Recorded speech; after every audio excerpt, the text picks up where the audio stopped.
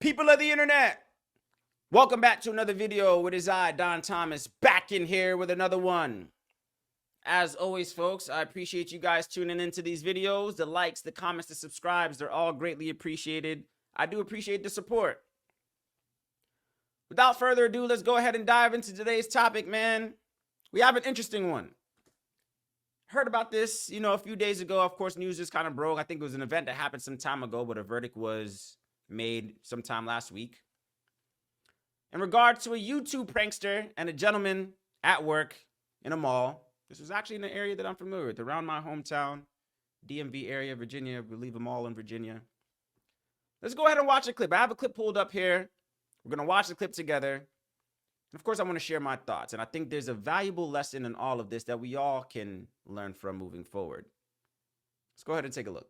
It's shocking, never-before-seen video that led to the shooting of a notorious YouTube prankster. You can see the prankster. He's the 6'5" dude in the white baseball cap. His target is a guy named Alan Coley, and he's holding a bag of food he just picked up at the food court at the Dulles Town Center in Virginia. At one point, the 31-year-old Coley shoves the phone out of his face. But the prankster, 21-year-old Tanner Cook, is unrelenting. Stop. But the prankster never expected this reaction. A bullet fired into his stomach and liver. By some miracle, he survived. Coley was arrested, and a jury just found him not guilty of aggravated malicious wounding. The prankster is seen leaving court with his mother after the verdict. So I really don't care. I mean, it is what it is. That was the first time I seen the video. No mom wants to see their son be shot by a complete stranger. We respect what the jury says, and my family and I are just grateful and thankful that I have my son here. His father says, in his opinion, the jury got it wrong. Absolutely, that he was guilty. The 20-second video shows that in no way was his life on the line, and he did not need to have deadly force. The prankster is being vilified online for his boorish behavior. The shooting was even a headline on SNL's Weekend Update back in April. A Virginia man who pranks people for YouTube videos was shot while tricking someone in a mall. Good. Cook's YouTube channel includes posing as a security guard, falsely accusing people of shoplifting. Yeah, I've got a gentleman and a woman here trying to steal a pet. I support Tanner in whatever he decides to do, and I'm going to continue supporting him. Get on my face and call the cops on it. Stop.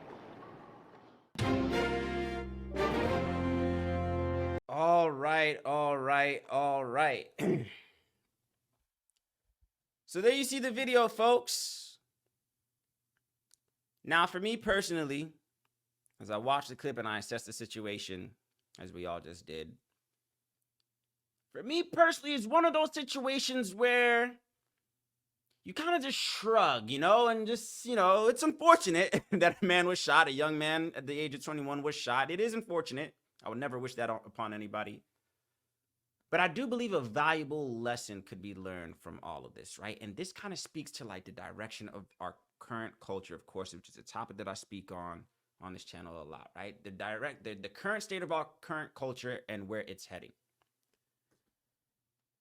There's definitely been an epidemic, of course, content creators, to be hypocritical for me to say anything, derogatory about content creators, being that I myself am a content creator on YouTube, right? But of course, there's lanes, there's levels to this content creation stuff, right? One of the primary means of, content creation that a lot of the younger generation, I would say, is into is the pranks, the skits, things of that nature. And I'm not opposed to these things. Who doesn't like a good laugh, right? Everybody needs a good laugh from time to time. I do agree. My thing is this, specifically in the lane of prankster YouTubers, right? Because there's a lot of them, and this is not the first time something like this has happened. You can't be under the impression, especially in a public setting, that people are on the same mindset as you, especially in the year 2023. I would think that from where I'm sitting, and this is where you hear sayings like, read the room, bro. Where you hear people say like, read the room, bro. When somebody says read the room, it means get a general consensus of the vibe and the tone of the climate of your current circumstance and the environment that you're currently dwelling in, right? Some people are unable to read the room. Some people don't have the wherewithal. And again, there's a couple of elements of this that we can speak on. Yeah, the gentleman was 21 years old. you know, we could play both sides. Yeah, he was 21, and some people, you know, compute being young as being ignorant. You know, I think we were all young, myself included. You know, when they say you're young and dumb, right? So we can, we could chalk this up to being young and dumb, but I do think that there's a valuable lesson to take away from all of this.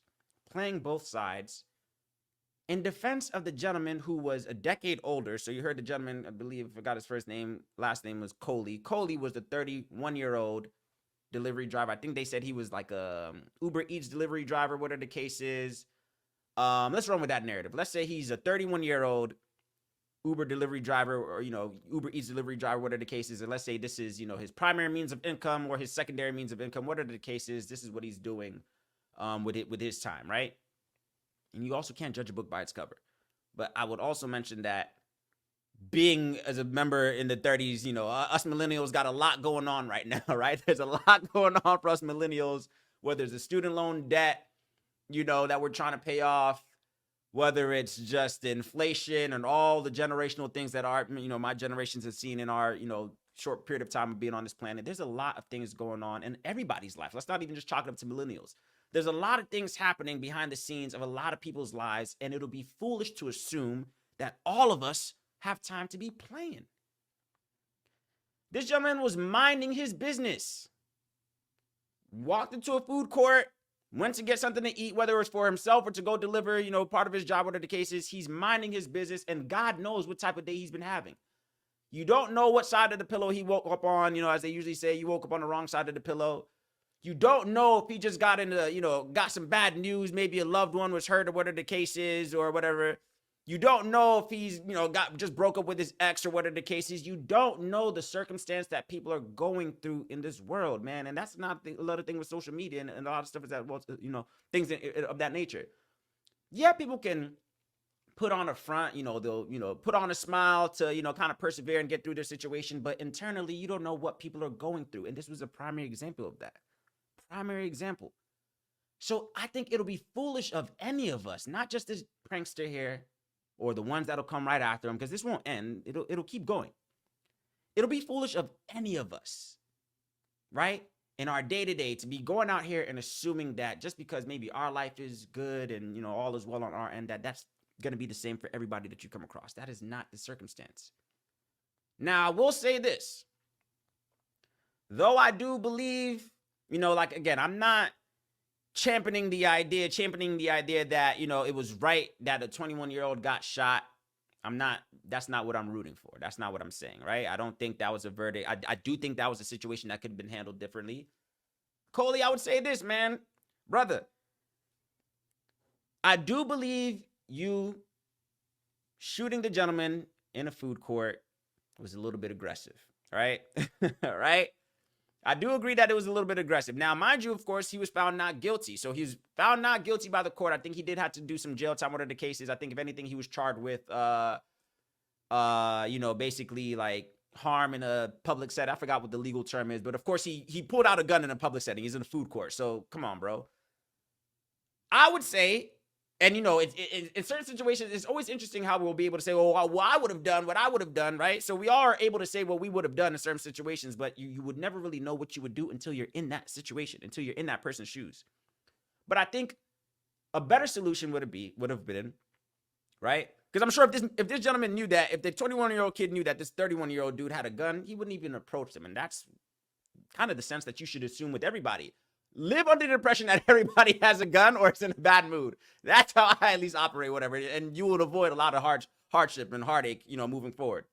But what he could have done, essentially, I'm pretty sure, instead of fully releasing the firearm, shooting the gentleman, I think they said in his stomach or his chest, wherever it was, I'm pretty sure he could have got the same effect of having this prankster leave him alone if he would have just simply maybe just lifted up his shirt, showing him that, hey, I am armed. And I have told you, I did kind of count. He told him at least twice. He told him, hey, stop, leave me alone. He even said, I'll even call the cops. And that wasn't enough. I think the third means your third and final warning would have just simply been to just lift up your shirt, showing the gentleman that, hey, man, I am strapped. I do have it on me. You tell him one more time sternly, hey, man, leave me alone. I'm not going to tell you again. Right? I'm laughing. I'm laughing. But it's not funny. You tell him sternly. right? If any of you find yourself in this situation before having to necessarily pull the trigger, yeah, you warned him once, you warned him twice. That third one, all you would have just had to do, just lift up your shirt, tell him, hey, bro, now's not the time. Leave me alone. I'm pretty sure that kid would have fell back so quick. He would have fell back so quick. He probably wouldn't even apologize. Yo, bro, I'm sorry, bro. As they usually say, oh, it's just a prank, bro. It's just a prank, bro. My fault, man. Relax, bro. It's just a prank, man. That's always the scapegoat for these pranksters. That's what I've been seeing. Again, stuff like this has been happening. I've seen people get slapped off of being pranked. I've seen people get, scuffled, punched. I've seen a lot of different things happening with these pranksters, bro. People are not on games in 2023 moving on into 2024. You can't, it's naive and foolish of you to assume that just because I woke up today and I'm ready to film some pranks, that the people I'm stepping out into the public sphere, they're also on the receiving end ready to be pranked and played. That's not going to be the case, bro. That's not going to be the case, man. People got things going on in their lives that are way more deeper than your views for YouTube. So, like I said, am I rooting and happy? I'm not going to say good for him, that's what he gets. No, I'm not necessarily going to say that because, yeah, a part of that, we could chalk it up to him being young and dumb and then just following the lead of his generation. That generation right now, they all want to be TikTok. Not all. Everybody wants to be a TikTok star. Everybody wants to be a YouTuber, a content creator, this, that, and the other. And I'm not saying that's necessarily bad, but I would advise anybody, let this be a lesson for anybody. I think the take-home value from all of this, right? Specifically to the young or anybody, to the YouTube prankster right now, to the kid right now that's out there and it's committed, like, you know what, I'm going to start a YouTube channel pranking people in public settings. I'm going to ask that you highly reconsider that avenue, right? I'm not telling you not to create content. I wouldn't be on here on YouTube telling you, hey, man, don't create YouTube videos or content, whatever the case is. I'm not saying that. I would highly consider that you look into finding another avenue for your YouTube platform. And if you do commit to, no, man, I really want to do TikToks and pranks and whatever the case is, walking up to people with microphones, that's another thing that's like, you're kind of begging for it. Don't assume people are willing to be interviewed and want to be put on camera. Everybody doesn't want to be put on camera, bro. Everybody doesn't have time to stop and answer your questions and play games, bro. It's crazy out here. Read the room. People are stressed. People got a lot going on. From where I'm sitting, I'm under the impression that nobody has time for games. I don't even prank my friends. I don't even have that many friends, but I don't even prank the people that I know. Let alone, let me step out and go prank strangers on the street. It's like, imagine, it's like, I don't know the last time I was pranked or people, it's like, maybe it's my age, whatever the case is, but I'm not picking up my phone or using my energy to prank people, bro. It's like, bro, you pranked me? Like, that's what you did? You're pranking me? So it's just like, but again, chalk it up to maybe being a younger generation, whatever, if you want to say that, whatever the case is, cool. Again, folks, this moral of the story, man, again, as we saw, luckily, I would consider it a win-win in this situation. Honestly, like I said in the beginning, I think this is one of those situations where you just kind of shrug. You kind of just like, hey, man, it's unfortunate that message had to be learned that way. And the thing that kind of got me, I'll say this as well, too. The thing that kind of upset me in kind of watching this clip as well, too, you guys I'm sure you guys witnessed, is that the kid was still playing, right? As they interview him, as he didn't die, of course. So he walked, he, was able to recoup from his injuries. A couple of things that I noticed was that the only person that I agreed with in the video was his dad. His dad said, hey, man, nah, it was probably a little bit much. His life wasn't necessarily threatened, which I would agree. Coley, you weren't necessarily, your life wasn't in danger. So I think shooting him was a bit much. So I agree with his father. But you heard the mothers, and mothers would do this. We love our mothers. Mothers said, no, I'm still going to support him. It's okay. I still support what he wants to do. And then the gentleman himself was still playing, still making faces in the camera, still. So it's like, did you learn? Did you learn? And then you saw he has a streak of this. Like, he's been doing this. He's pranking people. He's dressing up as a security guard in grocery stores and accusing people of stealing. That's his lane. That's his lane in YouTube on Prankster. He's walking up to strangers in public and accusing them of stealing. You think everybody has time on the receiving end to play like that, bro? Please, bro, find another lane. Find another lane, bro. Everybody doesn't have time to play. everybody's not in a cheerful prankster mood. Yeah, I want to get pranked today. You don't know what people are going through behind the scenes. That's my message, folks. What do you guys think, man? What do you think about this generation moving forward? Another thing, and I'll end on this. It's like, if you peep game right now, it's like, it's a very lucrative business to get into content creation. You know, what are the cases? And depending on the niche that you're in, what are the cases? It's like, but do you guys notice, like, the dumber and dumber you could be, the more of a return on investment you probably see? Don't even get me started on what's the other girl, the nice, yummy, the NPC, whatever it was. You guys probably know what I'm talking about. Nice, yummy. It's like, it's a race to see who can be more stupid, it seems like. Who can outdo the next man in stupidity? And we are heavily rewarding it. Kids are getting, the girl said she got paid $3,000 to $4,000 in the day, a day from, yummy, nice. If you guys know what I'm talking about, you'll get it. It's like, as if the pay gap wasn't already, you know, a situation that's like, people that really need to be getting paid are not getting paid. And then you got pranksters, you got, you know, people that come up with funny dances, and like, those are the people that are making the big bucks right now. Have you guys peeped that? Why are we rewarding ignorance? Why are we rewarding stupidity? To the point where kids are like, man, all right, I could either go to college, or I can take 30 minutes to come up with a funny joke or funny dance and go viral, get a lot of views, get endorsements for stupidity, and we'll reward it here in America. Guys, we can't continue at this rate in this direction. Kids don't want to be engineers. They don't want to be plumbers. They don't want to be, you know, technicians. They don't want to do none of that. If I'm watching a 13-year-old kid, 14-year-old kid, 16, 17, 18-year-old kid make racks off of a 30-second clip, a 1-minute clip, a 1-minute YouTube video and go viral, what's the incentive for the other kid to go to school and get a degree or learn a trade? There's not that much incentive. Something's got to give, man. Something's got to give. What are your thoughts, folks? Specifically in this situation here with the gentleman, do you think that the young 21-year-old kid got what he deserved?